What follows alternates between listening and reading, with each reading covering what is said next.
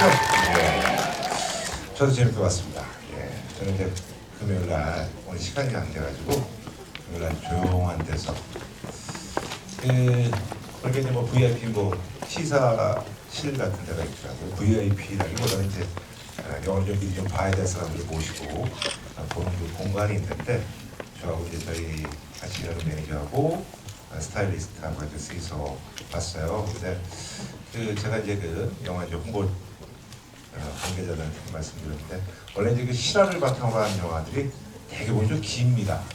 120분 이상 되고 좀 또 무겁죠. 네, 아무래도 실화를 소재로 한다는 것은 아무래도 이제 역사적인 어떤 의미를 담고 있는 그런 소재들이 많다 보니까 아무래도 이제 영화의 어떤 소재의 특성상 무거울 수밖에 없는데 제가 그래서 이제 뭐 저는 이제 워낙 그 역사 이런 데 좀 관심이 많다 보니까 그래서 재밌게 보려고 하는데 어쨌든 영화의 어떤 장르가 주는 선입견 때문에 제가 이제 목베개가 있어서 목베개를 좀 하고 편안하게 보려고 했는데 제가 이제 1시간 10분 동안 아니군요 110분 동안 정말 아주 진짜 목베개 쓰지 않고 아주 재밌게 자세를 고쳐잡고 얼마 전에 봤습니다.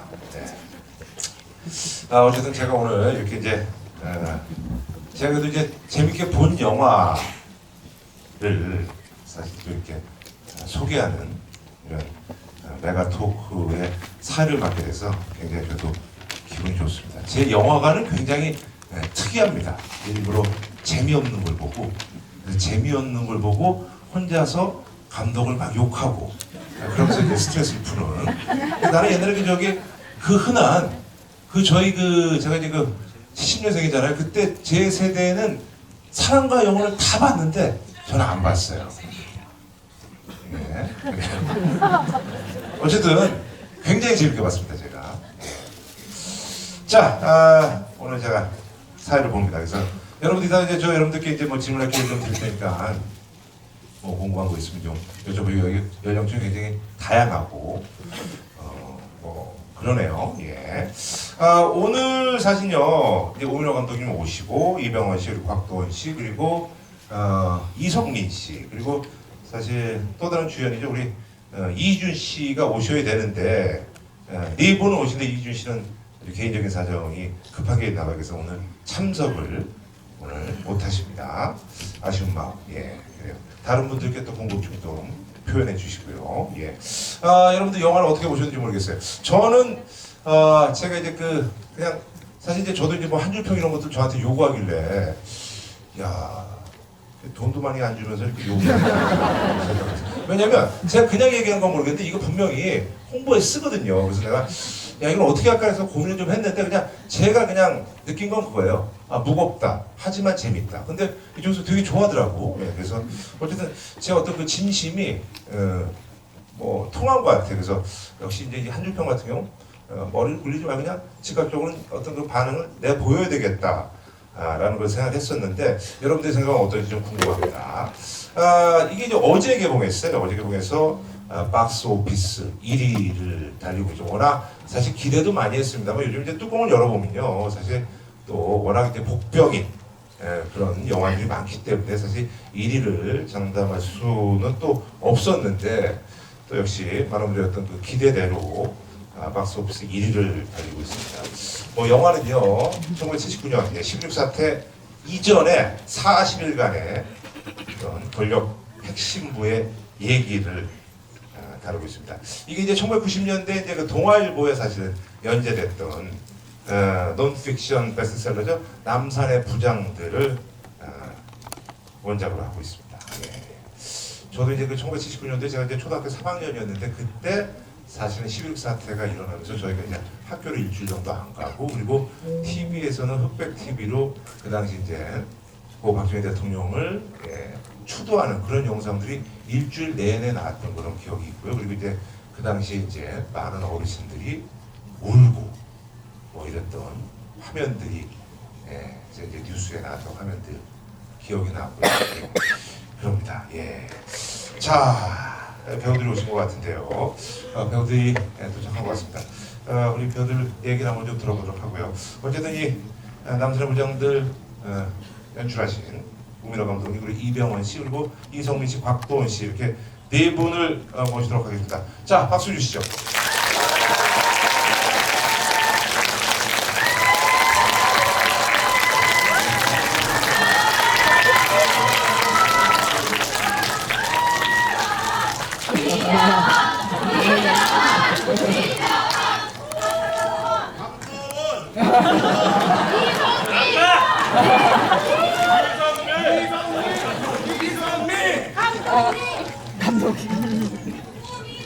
네, 이게 먼저 네이버를 통해서 이제 실시간으로 이제 진행이 되다 보니까요. 이제 많은 분들이 이제 댓글들을 올려주셨네요. 그래요. 뭐 여러 가지 칭찬들, 그런 댓글들이 많이 올라오고 있습니다. 인사 좀 부탁드리겠습니다. 안녕하세요. 감독국명입니다. 반갑습니다. 안녕하세요. 박정입니다. 반갑습니다. 반갑습니다. 네, 이병헌입니다.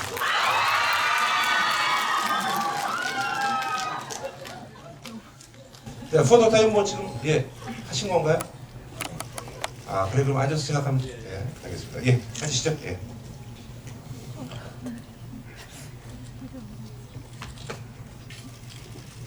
네, 반갑습니다.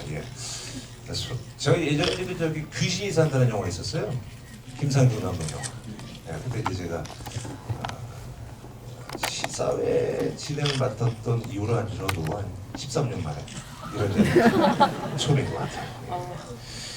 자, 어쨌든 영화 금요일 아주 재밌게 봤습니다. 일단 뭐 이제 감독님한테 이제 많은 그리고 또 이제 홍보사에서 감독님을 좀 많이 밀려고 하더라고요. 그런데 이제 감독님 그동안 좀 절치부심한 또 시간이 있다 보니까 감독님 또 잘 돼야지 나머지 분들이야 또 다른 작품 또 하면 되니까 감독들은 또 이제 연출 기회가 또 사실은요 이게 또 쉽지 않습니다.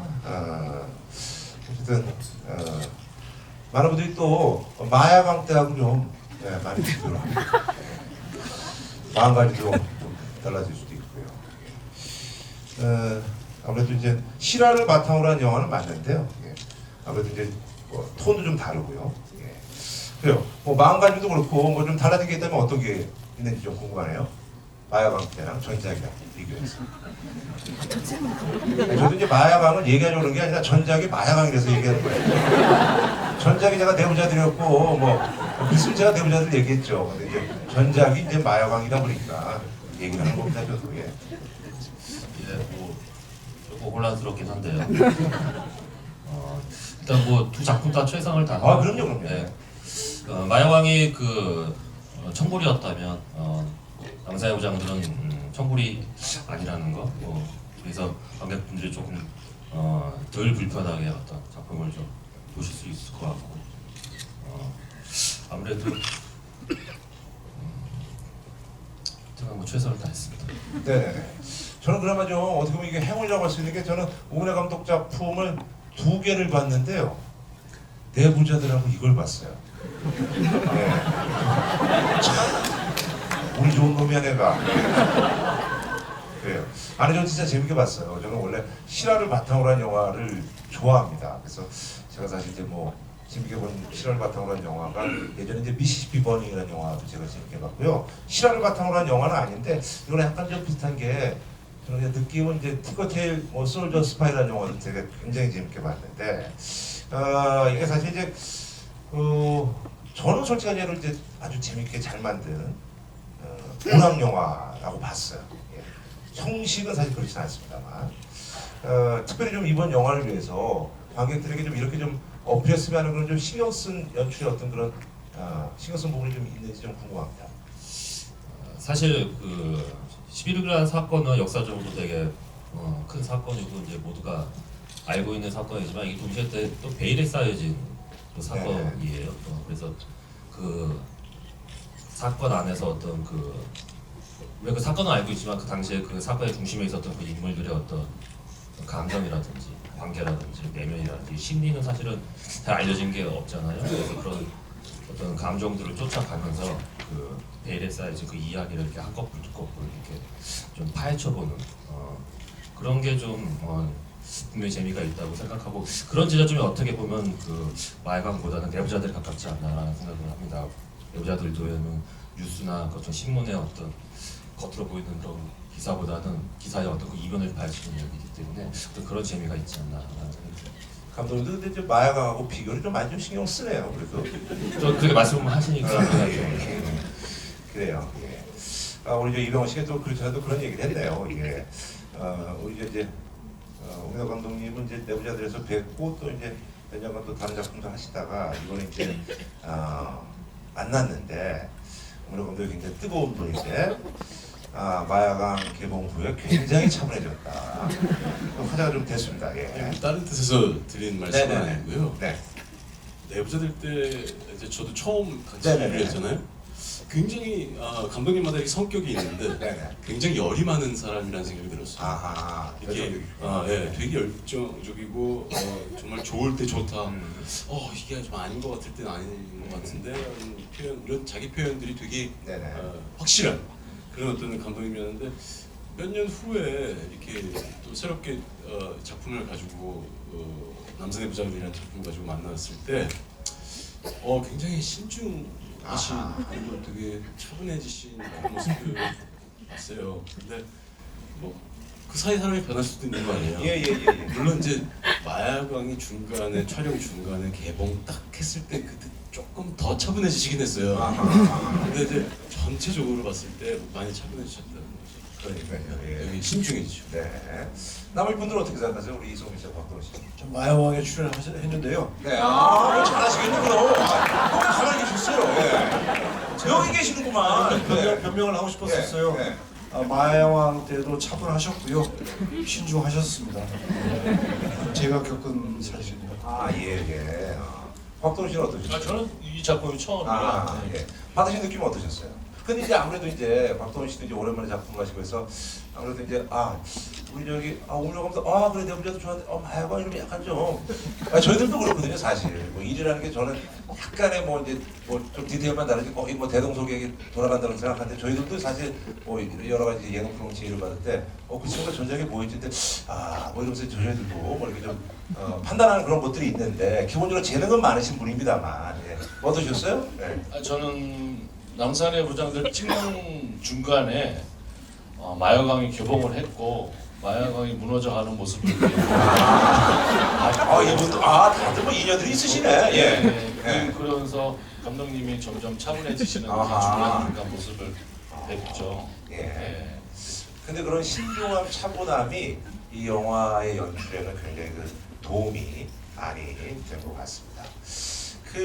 사실 이제 저도 이제 거기 이제 나오는 이제 실존 인물들 저도 이제 알잖아요. 그런데 나중에 이제 커서도 이제 또 접하게 되고 그래서 제가 극 중에 김규평 그리고 박용각 그래서 이제 둘이 이제 친구로 나오더라고요. 그래서 여기 이제 보신 분들 다 저도 이제 그 인상적인 대사인데 뭐 친구를 죽인 놈이라고 뭐 이런 얘기도 나오는데 그래서 제가 바로 이제 보면서 검색을 해봤더니 실존 인물들은 이제 나이가 1살 정도 차이가 나는 그래서 선후배인지 아니면 뭐 이제 친구인지 모르겠습니다만 원작하고 이제 조금 이제 다른 부분들이 좀 있잖아요. 그런 부분들에 대해서 좀 뭐 흥미로운 것들이 있을 것 같은데 좀 설명을 해주신다면. 사실 실제 사건에서는 두 사람이 친구가 아니라 선후배 사이죠. 그게 맞는데 저는 이 영화를 이렇게 다 보면은 두 인물이 이렇게 한 인물처럼 보이길 좀 바랬어요. 1인자에 의해서 쓰임을 당하다가 버려진 2인자들의 어떤 비극적 운명을 타고난 그런 것들을 좀 보여주고 싶기 때문에 박용각 전직 중앙정보부장이 이제 마지막 순간을 할 때 자기가 어떤 벗겨진 구두의 그게 왼발이었다면 가령 뭐 김규평 부장은 벗겨진 구두의 오른발이 또 그런 느낌으로 좀 보여지길 바래서 이제 친구 설정을 합니다. 그러니까 맞아. 저는 그거는 신경 안 쓰고 봤는데 구두에 또 이렇게 디테일이 많은 분들은 뭐 아셨어요? 저는 몰랐어요. 저는 박하사탕에 좀 집중을 했어요. 그래서 사실 이제 그 영화라는 게 이제 산업이다 보니까 또 사실 이제 아무리 좋은 영화든지 많은 분들이 좀 봐주셔야 되잖아요. 그래서 저도 이제 사실 보고 난 다음에 제가 이제 영화사 직원들한테 여쭤봤죠. 이게 손익분기점이 얼마나 되느냐라고 물어봤더니 많은 언론에서도 이제 다루기도 하는데 얼마 정도 되는 거죠? 제가 알기로는 한 참 많은 수이긴 한데 500만 정도. 아 500만. 네. 근데 어제 그때 개봉했는데 뭐 괜찮아요. 네, 괜찮은 것 같습니다. 예. 네. 열심히 달려가 봐야죠. 예예예. 근데 이제 또 많은 분들이 생각하시기에는 500만이면은 물론 뭐 배우들의 출연료도 있긴 합니다만 그래도 워낙 뭐 이제 요즘 이제 블록버스터 해가지고 뭐 여러 가지 이제 물량으로 이제 쏟아붓는 영화들이 많잖아요. 근데 이게 이제 해외 로케는 많은데 그럼 뭐 CG가 들어간 것도 아니고 뭐 그렇다고 특수 분장이 들어간 것도 아닌데 그런데 어쨌든 간에 이제 야 많이 들어갔어요. 그래서 일각에서는 또 영화계에서는 야 오미호가 아직도 정신 못 차린 거 아니냐. 좀 더 싸게 찍을 수 있지 않았느냐. 내 친구 복무한다면 조금 더 싸게 찍지 않았을까는 또 그런 생각을 좀 하게 되는데 어때요? 이렇게 뭐 아무래도 이제 돈이 제대로 집행이 됐겠죠. 그렇게 많이 이렇게 제작비가 들어간 뭐 이유에 대해서 좀 설명해 주신다면. 예, 그리고 제가 정신을 좀 못 차리는 것도 제가 한데 예. 사실 일단 그 로케이션 자체가 실제로 그 미국의 워싱턴이 네네네. 프랑스 파리에서 있었기 때문에 네. 거기 가서 찍었어야 됐었고요. 그리고 네. 또 70년대라는 그 시대를 담기 위해서는 뭐 이렇게 막 뭐 백두산처럼 되게 화려한 정말 CG가 있는 건 아니지만 그렇죠, 그렇죠. 이게 또 보이지 않는 CG들이 되게 많아요. 어떤 구체적으로 말씀드리기 좀 길어지니까 좀 그렇고 예. 일단 보이지 않는 어떤 CG들이 되게 그걸 저희 업계에서 좀 생활 CG라고 하는 생활시죠. 그런 느낌 그것도 막 그러니까 파리 가서 찍는데 이제 그때 분위기를 내려면 그렇죠. 그런 것들. 현대적인 것도 다 지워야 되고 사실 또 그려야 그러니까 되고 어떻게 보면 약간 좀 표 안 나는 CG일 수 있는 그런 그렇죠. 것들. 예. 표현하는 그런 어떤 생활 CG도 많고 그리고 특히 그 당시에 그 공간들이 되게 네. 어떤 권력의 핵심이 있는 공간이에요. 그렇죠, 그렇죠. 청와대 중앙정보부, 공정동안가 이런 부분들이 그 세트에 어떤 비용들이 좀 들어갔어요. 왜냐하면 권력의 핵심이다 보니까는 그 공간이 이렇게 자재들도 되게 진짜 그 당시에 쓰여졌었던 되게 고급 자재를 쓸 수밖에 네네네. 없었거든요. 그래서 좀 이렇게 돈이 들어갔죠. 영화 자체가 이제 근현대 시기의 작품 같은 그렇죠. 경우에는 이 미술 소품이라는 것 들어가는 돈이 더 많아요. 아하. 아싸리 맨 처음부터 네네네. 이렇게 완전히 그냥 다 해야 되는 부분들이 많아서. 네. 우리 저 곽동원 씨가 사실 이제 해외에서 이제 뭐 고생을 좀 많이 하셨어요. 그래서 미국도 있고 뭐 프랑스도 뭐 촬영분이 있고 하는데 어떻게 이제 보고 나서 영화 이제 보시고 나서 어떻게 내가 이제 해외에서 정말 열심히 하길 잘했다, 뭐 잘 표현이 됐다 이런 느낌. 아니, 배우들은 이제 자기 연기하거나 항상 부족한 부분이 많고요. 네. 그리고 이제 보면 볼수록 스태프들에게 감사드리는 게 네. 방동 같은 광장 같은 경우에는 프랑스 자국 영화에서도 굉장히 협조를 안 해주는 아, 장소예요. 예. 근데 저희 영화가 한국에서 진짜 있었던 일을 갖다 영화화한 거고 그 장소여야만 되고 그래서 거의 스태프들이 가서 그 설득을 해서 그곳을 이제 협조를 해주셔서 저희가 감사하게 또 잘 찍게 됐습니다. 뭐 이제 해외 촬영 나가셔서 뭐 힘든 점은 없었어요 촬영 중에? 그게 뭐 다른 분들한테 말씀드리면 해외에서 일도 하고 여행도 하고 뭐 좋겠다 가서 네. 갔었는데 전혀 그런 거 없고요. 그 시간 안에 그 날짜에 맞춰서 찍지 않으면 더 이상 못 찍기 때문에 아하. 그러한 시간의 압박에서 오는 것 때문에 굉장히 불편하게 연기를 할 수밖에 없죠. 해내야만 되고 그래서 힘들게 찍었습니다. 네네.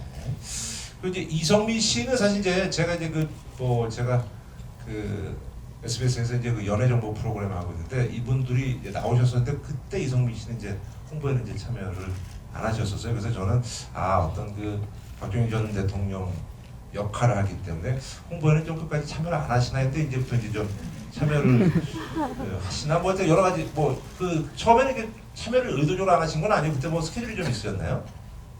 아니요.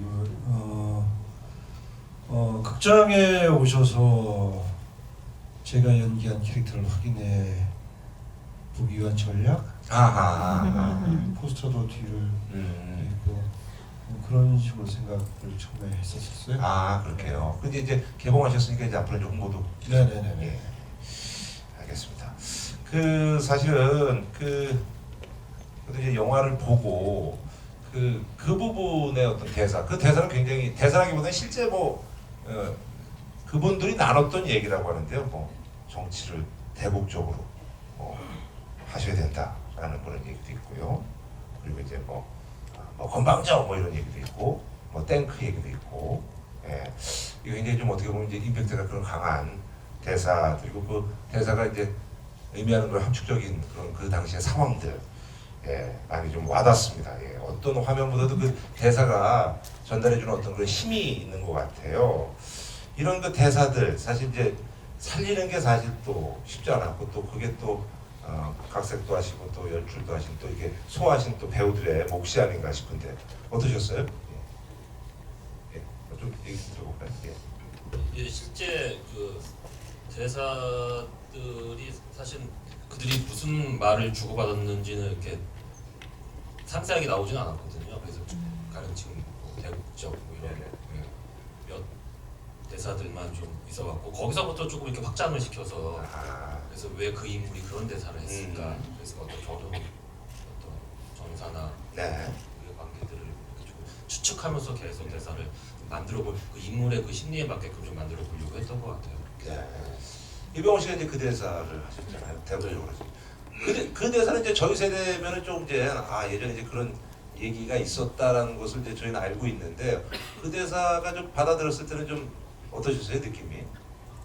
일단 저는 물론 이 근현대사의 이제 가장 중요하고 또 가장 또 커다란 정치적 네. 사건이긴 하지만 이 인물들이 가진 그런 어떤 미묘한 심리들이나 네네네. 또 감정선들 네. 이런 것들이 굉장히 드라마틱하다고 생각을 했어요. 영화 안에서는 그 대사를 하게 되는 부분이 처음으로 2인자가 1인자에게 뭔가 대들기 시작하는 혹은 자기의 감정을 조금씩 내비치는 네네네. 순간이라고 생각을 했어요. 그래서 어떤 그런 감정이 툭 묻어나오는 부분인 것 같아요. 알겠습니다. 우리 저 이병헌 씨는 진짜 뭐 많은 분들이 연기의 신이라고 그렇게 이제 많은 분들이 어떤 그런 굳건한 믿음이 있더라고요. 예. 근데 저도 이제 사실 그렇거든요. 뭐 저희 이제 같이 활동하는 뭐 강호동 씨, 유재석 씨 이런 분들이 저보다 인기도 많고 뭐 진짜 팬들도 많은데 제가 그래도 걔들보다는 내가 터는 건 내가 자신 있다.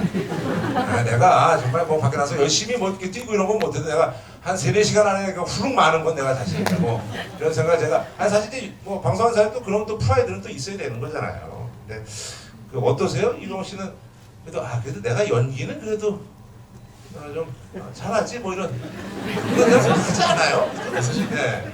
그런 말을 이렇게 할 때마다 사실 네. 되게 민망하고 좀 약간 견디기가 약간 힘들기도 하죠. 연기 씨는 좀 남들이 민망하긴 근데 하죠. 사실 그래도 민망하지만 네. 되게 기분 좋은 칭찬이잖아요. 기분 좋은 칭찬이고 그런데 또 어떤 면에 있어서는 그 영화 촬영을 하거나 뭔가 이렇게 어떤 작품을 하게 될 때 굉장히 쉽게 하지 않을까. 저렇게 뭐 그게 이제 개그 분야가 됐건 영화 뭐 배우 연기 부분이 됐건 뭐 가수가 됐건 근데 사실 그게 쉽지 않잖아요. 그냥 네, 그렇죠. 계속 나름 내 작품을 할 때마다 발버둥을 치고 내 안에서는 몸부림을 치면서 이 감정을 과연 어떻게 표현을 해야 되고 어떤 선으로 표현을 해내야 될까라는 것에 대한 고민과 몸부림은 끝이 없는 것 같아요. 홍문화 감독님 이제 몇 년 만에 이병헌 씨랑 다시 작품 해보시잖아요. 어떠세요? 그때 좀 내부자들하고 이렇게 비교해봤을 때. 뭐 일단 기본적으로 변함이 없으시고요. 항상 그 현장에서의 어떤 매너나 이런 것들이 되게 배려심이나 물론 안상우란 캐릭터도 쉽지 않은 캐릭터였고 지금 김규풍 캐릭터도 더욱 또 쉽지 않은 캐릭터였는데 아주 뭐 열심히 최선을 다해서 잘 소화해 주신 것 같아요. 네. 사실 그 이성민 씨 역할이 정말 힘드셨을 것 같아요. 사실 예전에 이제 저는 사실 예전에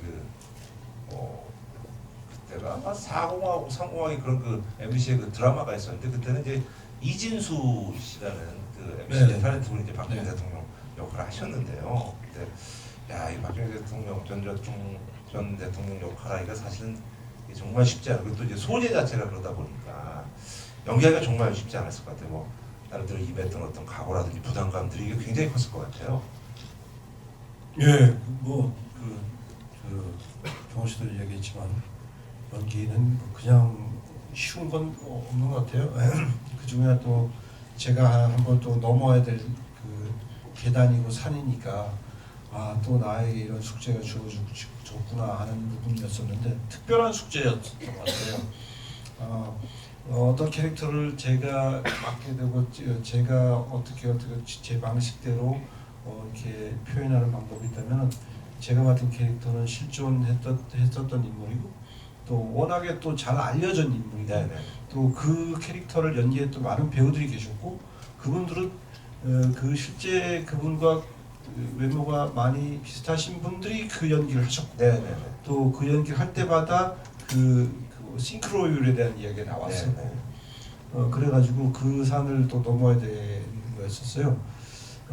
그래서 여러 가지 기존에 하던 방식하고 다르게 좀 이렇게 뭐랄까 준비를 좀 더 했던 것 같아요. 외모도 비슷하게 만들려고 했고 걸음걸이, 뭐 제스처 이런 것들도 실제로 뭐 그번에 육성도 여러 번 듣고 참조를 했었고 그 자료도 많이 찾아봤었고 그런 과정이 기존의 다른 캐릭터를 연기할 때랑은 제가 상상 속에 있던 인물을 연기할 때랑은 좀 다른 차이점이었었고 새로운 경험이었습니다. 네. 사실 우리 저 곽도원 씨 이제 그 김영욱 전 충정부장 여기죠. 곽도원 씨 역할은 사실 이제 어떻게 보면 이제 사건의 어떤 그 발달의 어떤 중요한 인물이고요. 그리고 이제 계속 어떤 해외 이제 돌면서 자신의 어떤 그 목숨을 담보로 해서 계속 이제 그 죽음의 어떤 위협에 시달리는 그런 인물입니다. 사실 뭐 해외 로켓도 힘들었을 거고요. 그리고 또 이 감정이라든 이런 것들 담아내는 거 역시 진짜 너무나 쉽지 않았을 것 같아요. 뭐 연기하면서 뭐 어떤 뭐 감정이라든지 어떤 각오를 좀 연기하셨는지 좀 궁금합니다. 맨 처음 시나리오 받았을 때 병원 형이 하신다고 그러셔갖고 영화 역할에 들어왔는데 야 병원 형 뭔 영화를 하길래 하시나 하고 이제 읽었더니 야 이런 얘기를 야 영화화 할 수 있게 됐구나 이제 하겠다고 저도 했는데 덜컥 이제 뭐 하고 났더니 어. 해야 될 게 너무 많고 너무 힘들더라고요. 이 감정 표현하고 이게 여기까지 가야 되는데 가보지도 못했고 그리고 죽음을 막 이렇게 권력을 맛봤던 사람이 말이야 떨어져야 되고 하는데 준비하는 과정에서 제 감독님한테 한번 그랬던 것 같아요. 와 이거 너무 힘들다 모르겠다고 어떻게 될지 모르겠다고 그랬지 저만 믿으세요. 제가 옆에서 같이 피부해 주셔갖고 아주 믿어도 됩니까? 내가 있잖아 내가 제가 도와드릴게요 해갖고 알겠습니다. 믿고 가겠습니다 하고 했었습니다. 아 그래요, 예. 뭐 어떠셨어요? 그때 곽도원 씨가 이제 그런 얘기를 했을 때 사실 이제 뭐 배우 신경도 충분히 이해하시는 거고. 물론 이제 감독은 그렇게 얘기는 하지만 또 본인이 또 정답을 찾아가고 그렇게 하셨어요. 저도 그랬잖아요. 저도 그냥 얼떨결에 또 다시 말씀드렸는데 마약을 얘기하는데 촬영하다 모니터 앞에서 갑자기 뒤를 돌아보시면서 이런 영화를 하는데 역할이 이렇다. 근데 촬영 중이었었고 또 그때 그 원래 감독의 성격이 좀 이렇게 좀 약간 서두르실 때가 있어요. 답을 미루기도 애매하고 해서 거의 당연히 해야죠라는 답을 거의 드렸어요. 그리고 빨리 진행됐죠 촬영이 그죠? 그러고 나서 이거를 나가 안 닮았는데? 그때부터 이제 슬슬 말아서 캐스팅. 죄송합니다. 그래요. 그래서 좋은 결과물이 나온 것 같습니다. 사실 저도 예전에요. 어렸을 때 이제 저희 집에 이제 뭐 양주 이렇게 가끔 들어오면은 그 시바스리가 있었어요. 그럼 이제 그거를 야 이게 저희 아버님도 이거 저 박정희 대통령이 좋아하는 술이야 이렇게 얘기를 했었거든요. 그리고 이제 가끔 이제 저도 이제 뭐 골프를 치다 보면은 뭐 이제 뉴코리아 시스라는 데가 있어요. 거기 가면 이렇게 여기 뭐 예전에 뭐 박정희 대통령이 와가지고 뭐 막걸리하고 이렇게 뭐 라운딩 도중에 마셨던 뭐 여기 저기 그런 지명을 이렇게 이제 얘기를 하시는 걸 제가 이제 저도 이제 들었었는데 여기 역시 이제 그런 디테일 중에 시바스 리갈 또 막사 뭐 이런 것들이 나와요. 예. 그래서 이제 젊은 분들이 또 관심도 좀 가질 법하고 예. 지난번에 그 내부자들에서 듣고 그 모히또 열풍이 불었던 것처럼 뭐 열풍까지는 아니겠습니다만 이런 술이 있었구나 모르면서 거기 막 이런 게 있었지 이런 역사적으로 또 이렇게 관심을 가지면서 그런 것들이 좀 많은 분들한테 좀 관심을 가질 것 같아요. 많은 분들이. 예, 사실은 뭐 실제로 그 네네. 각각께서 그렇게 그 당시 각각 이제 즐겨 마셨던 술이니까 저도 이제 막사라는 걸 몰랐어요. 사실 이 작품을 통해서 네네. 알게 됐고 그렇게 예 특별한 의미가 뭔가 모히또처럼 글쎄 모히또도 이제 이병헌 선배님의 애드립이었는데 네네네. 당시엔 그 대사가 그렇게 음. 크게 이렇게 대중들의 사랑을 받을 줄은 현장에서 정말 몰랐어요. 이 질문은 사실 이제 그 영화 우리 이제 홍보사에서 보면서 좀 그랬는데 근데 영화가 이제 또 언제 어디서 이제 그 반향을 줄지 모르는 거예요. 저는 근데 그 시바스가 이런 것들이 좀 반가웠어요. 네. 자, 그래 알겠습니다. 자 이렇게 해서 뭐 이제 제가 이제 좀 궁금한 것도 이제 좀 제가 이제 질문을 드렸고요. 이게 지금 이제 그 네이버를 통해서 지금 생중계되고 있는데 사실 이제 네이버를 통해서 이제 생중계를 통해서 이제 보시는 분들은 영화를 이제 안 보신 분들이고 여기 보신 분들은 이제 보신 분들이고 또 이제 스포일러가 있으니까 지금부터는 이제 네이버 화면을 통해서는 사실은 소리는 나가지 않습니다. 그냥 저희들이 이제 대화를 나누는 것들만 화면을 통해서만 나갑니다. 잠시만 그렇게 하니까 여러분들 좀 이해를 해주시기 바라겠고요. 자 이제부터 이제 여러분들의 시간입니다. 궁금한 거 있습니다. 어떤 것도 좋습니다. 거침없이 한 5분에서 6분 정도. 한 5분 정도. 근데 이게 질문이 이게 별로다 하면 제가 좀 많이 듣겠습니다.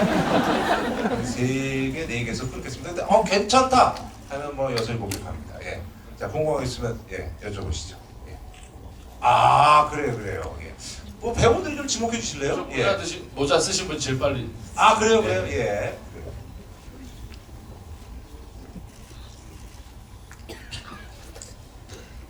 네, 반갑습니다. 저는 이 영화를 보면서 그냥 아까 모더레이터분 김구라 씨께서도 뭐 한 줄 평을 남겨주셨지만 저는 사자성어 하나가 딱 떠오른다면은 네, 고림무원이라는 말이 딱 떠올랐습니다. 네, 그래서 실제로 이제 메인 포스터에서도 보면은 다른 배우분들도 있지만은 혼자 오롯이 이제 카메라 이렇게 조명을 받으면서 환경적으로나 본인의 주관에서나 어쩔 수 없이 혼자서 오롯이 무언가를 해내고 감내야 되는 배우의 모습이 나오잖아요.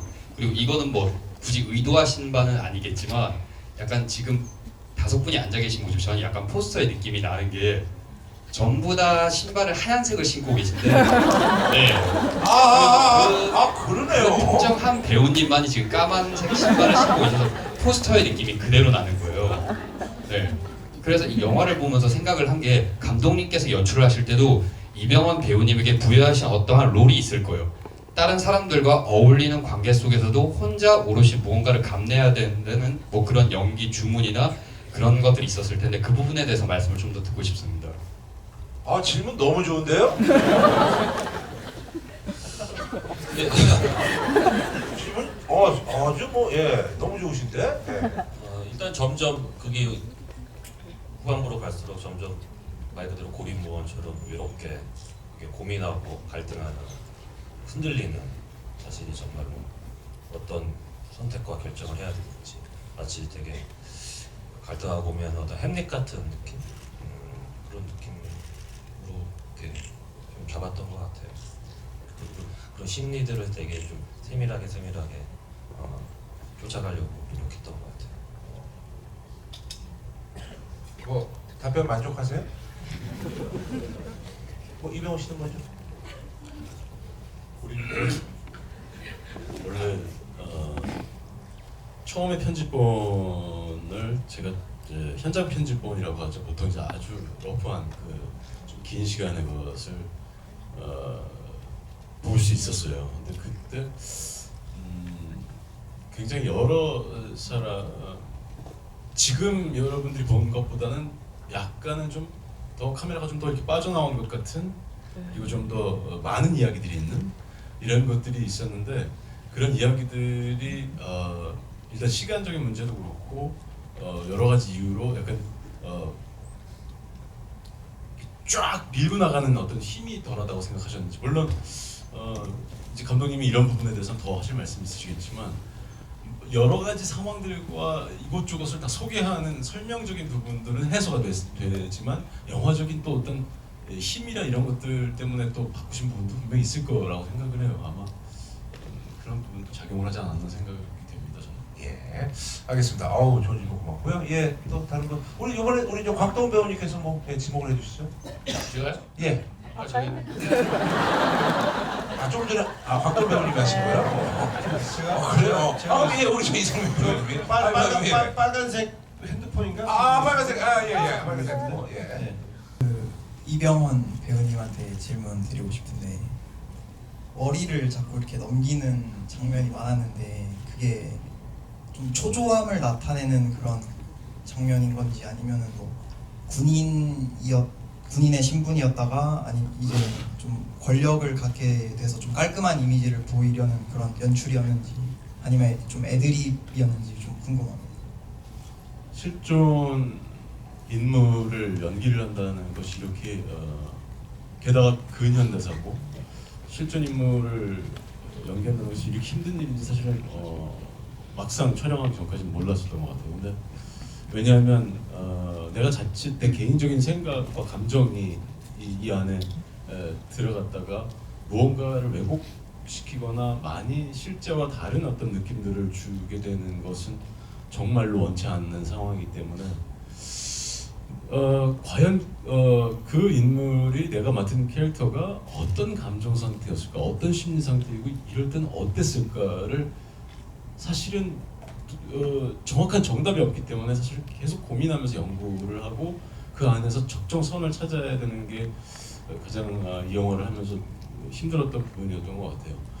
여러 가지 자료들과 증언들과 이런 것들을 통해서 그 인물을 형상화시키는 과정에서 실제 이제 그 법정 증언 장면들을 보게 됐었는데, 그곳에서는 아무래도 바깥에서 딱 가르마를 타고 깔끔하게 포마드로 넘기는 그런 머리를 할 수 있는 상황이 안 됐기 때문에 머리도 약간 길러졌고, 또 제품을 바를 수가 없기 때문에 머리는 자꾸 떨어지고, 그것을 계속 약간 굉장히 예민한 느낌으로 계속 넘기는 그 장면들을 봤어요. 그래서 이 부분을 적절히 영화 안에서 한번 녹여봐야 되겠다라는 생각을 했어요. 그래서 아주 예민한 상태의 날선 그런 감정들, 그리고 조금은 신경질적이어 보이는 그런 어떤 느낌들이 그 동작에 의해서 많이 도움이 되지 않을까 따온 거예요. 네, 예, 굉장히 만족하시네요. 자, 우리 이성민 배우님께서 지목을 좀 해주실까요? 방금 지목했는데. 그렇어요? 그랬나요? 예. 그럼 우리 오민호 감독님께서 좀 지목을 해주시죠. 조금씩 많이 여기 좀 다시고 오민호 감독님께서 하나 밀린 게 다 밀리네요. 저기 여성분 저기 밤색 옷 상의 입으신 조금 더 내려오셔서, 아니 왼쪽으로, 저한테 왼쪽으로, 거기 말고 그분이요 방금. 네, 안녕하세요. 일단 영화 너무 잘 봤고요. 이거는 이병헌 배우님이랑 그다음에 감독님한테 드리는 질문인데, 마지막에 사건이 일어나고 난 다음에 원래 남산으로 가려고 하다가 이제 6번으로 돌렸다고 했는데, 그 돌리는 결정 장면은 사실 나오지가 않아서 왜 그 장면을 담지 않으셨는지, 그리고 만약에 이병헌 배우님은 그 역할을 맡으셨으니까 그 결정하는 부분까지도 한번 감정을 생각해보고 오셨을 것 같아요. 그래서 그런 감정들 생각해보셨던 부분들에 대해서 조금 궁금합니다.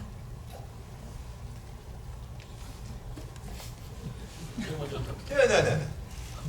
그 사실 그게 아직도 좀 미스터리로 남아 있는 지점이에요. 왜 원래 김 부장이 가려고 했던 자신의 본거지 어떤 당시의 중앙정보부로 가지 않고 육군본부로 갔을까? 그리고 그래서 이제 체포가 되고 이제 교수형에 처해진 건데 그게 아직도 좀 풀리지 않는 미스터리가 남아 있었고 그래서 그걸 그냥 그렇게 그냥 미스터리를 좀 남겨서 이렇게 찍은 것 같아요. 그러니까 뭔가 결정적으로 이랬다 그래서 이렇게 갔다 이렇게 정답을 이렇게 영화에서 제시하지 않고. 예, 저도 똑같은 데 답인데요. 실제로 그 이야기에 대해서 누구도 모르고 의견도 분분하고 하기 때문에 영화에서 뭔가 이렇게 딱 규정 지어주는 것은 당연히 아니라고 생각을 했고 과연 그러면은 영화에서 내가 어떤 감정을 규정 짓지 않는 상태에서 할 수 있는 최선의 것이 뭔가를 생각했을 때 머릿속에 어떤 생각이 있었다고 하더라도 피에 젖은 양말에서 처음 그 어떤 피를 이렇게 보면서 약간 그 이전에 막 폭풍처럼 몰아오던 감정과는 완전히 다른 감정에 잠깐 빠질 수 있을 거라고 생각을 했어요. 이 피가 내가 가장 존경하고 내가 가장 충성하던 어떤 약간 어떻게 생각하면 주관에서 객관으로 잠깐 빠져나오는 느낌의 감정 상태였다가 어디로 갈까요? 이야기를 할 때 그 감정 상태는 저는 약간 무의 상태라는 느낌으로 연기를 하려고 했어요. 그리고 결국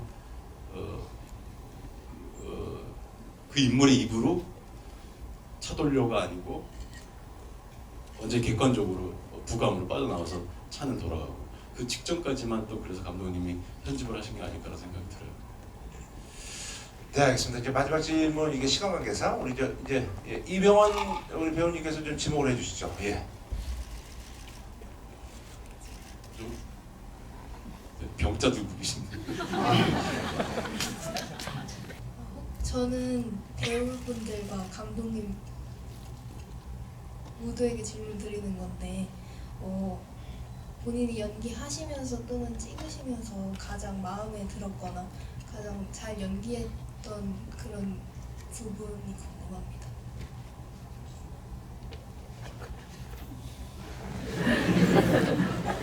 다시 병자 드시면 되고. 저는 마무리 질문은 좋은 것 같은데. 네. 제가 먼저 할게요. 다 힘들었고요.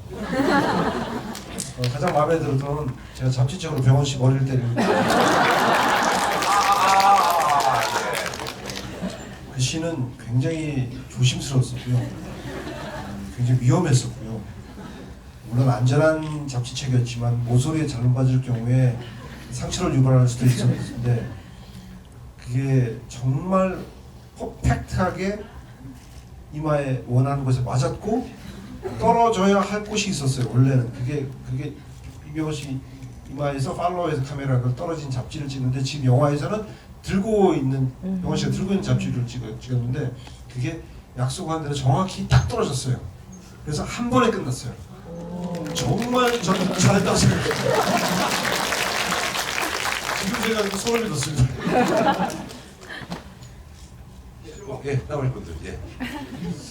저는 그 뭐 여러 장면 다 제가 같이 배우분들이랑 스태프들이랑 같이 열심히 찍었지만은 그 비오는 날 그 궁정동 안가로 잔입하는 그 김 부장의 장면이 있거든요. 거기에 이제 초반부에 우리 잔입할 때 그 카메라가 되게 멀리서 이렇게 밑에서 좀 로우로 이렇게 비추는 장면이 있어요.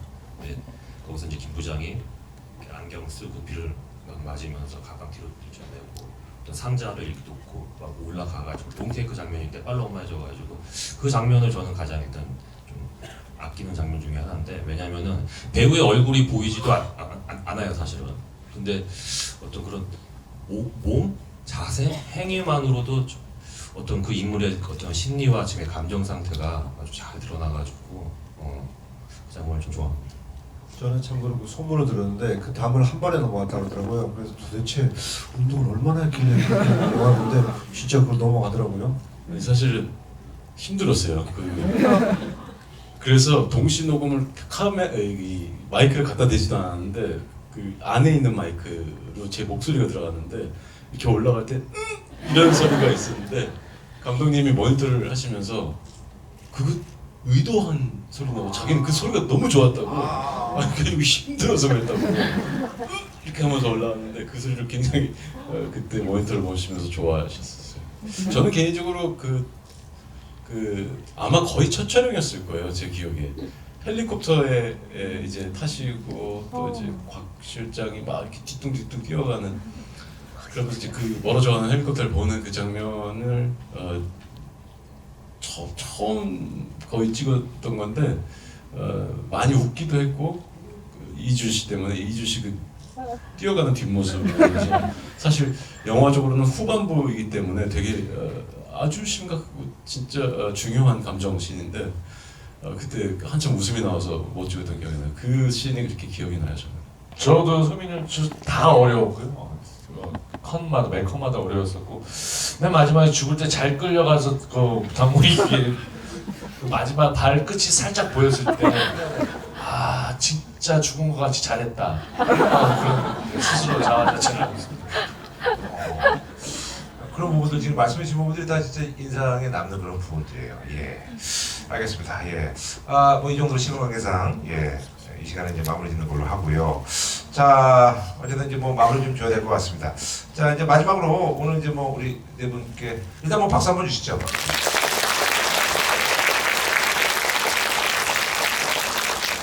저 이제 어제 개봉했습니다. 남산의 부장들. 예, BP가 이제 500만이라고 하는데,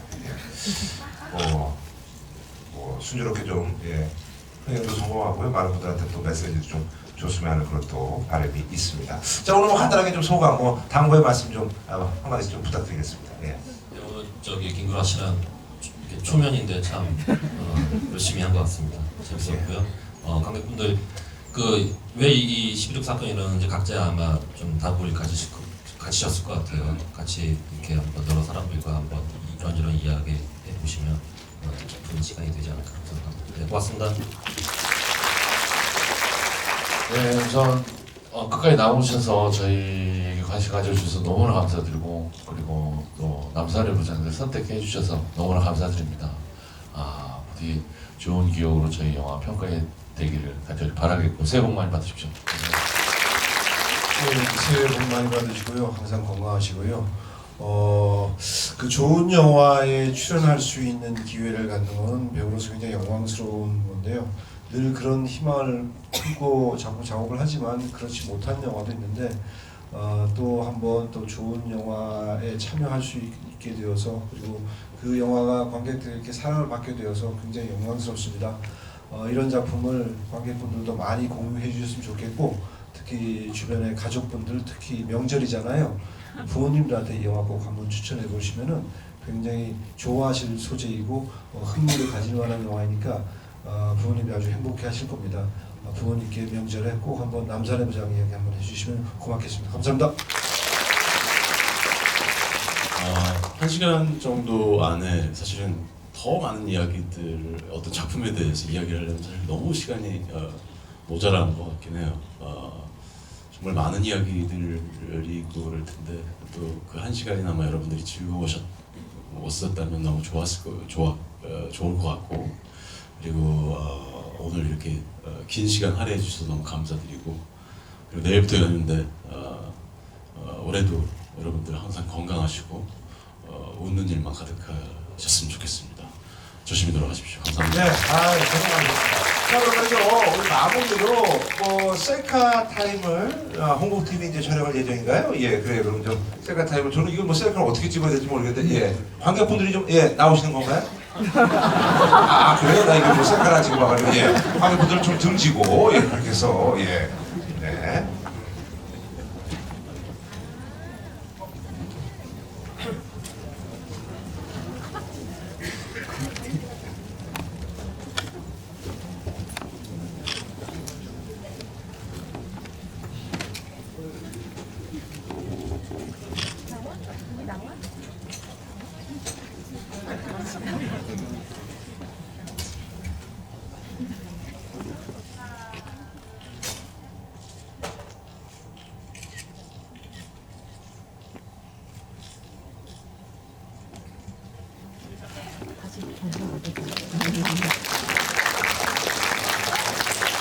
네, 고맙습니다.